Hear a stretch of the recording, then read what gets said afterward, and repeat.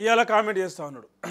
ఇక ఇంకో వార్త చూస్తే ఇందిరమ్మ ఆత్మీయ భరోసా నిధులు విడుదలైనాయి.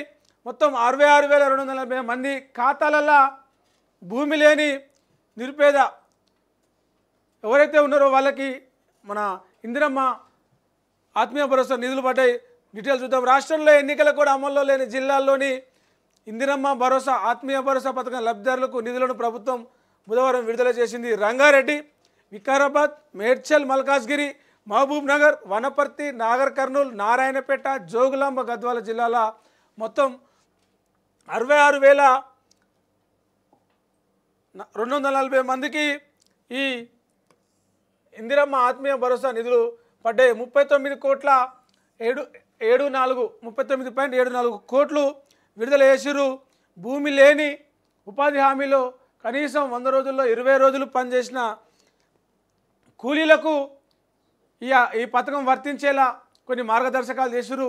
అందులో మొదటి దశ కింద 66,000 మందికి ఈ ఉపాధి కూలీలు, భూమి లేని నిరుపేదలకి ఇందిరమ్మ ఆత్మీయ భరోసా నిధులు అకౌంట్ల విడుదల చేసిరు. గత నెల అంటే జనవరి 26న మొదటి విడతగా 18,180 మందికి రిలీజ్ చేసిరు. రెండో విడతల 66,000 మందికి రిలీజ్ చేసిరు. ఒక్కరికి 6,000 చొప్పున జమైనాయి. ఎన్నికలు కూడా అమల్లో రావడం వల్ల ఆగిపోయింది. ఇప్పుడు ఎన్నికలకు కూడా అయిపోగానే మిగతా జిల్లాల్లో కూడా దీన్ని అమలు చేసే అవకాశం ఉంది. మొత్తం ఇప్పటి వరకు అయితే 84,420 మంది 84,420 మంది లబ్ధిదారులకు ఇందిరమ్మ ఆత్మీయ భరోసా నిధులు పడ్డాయి. మొత్తం 50 కోట్లు.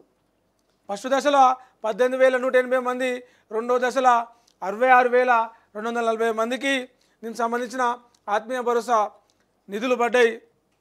ఎన్నికలు కూడా ముగిసినాక మిగతా జిల్లాల్లో కూడా ఆత్మీయ భరోసా లబ్ధిదారులకు ఈ 6,000కు సంబంధించిన అమౌంట్ పడుతుందని చెప్పేసి అధికారులు చెప్తా ఉన్నారు. ఇక డ్రగ్స్ కేసు విషయానికి వస్తే మరోసారి తెరపైకి రాడిసన్ బ్లూ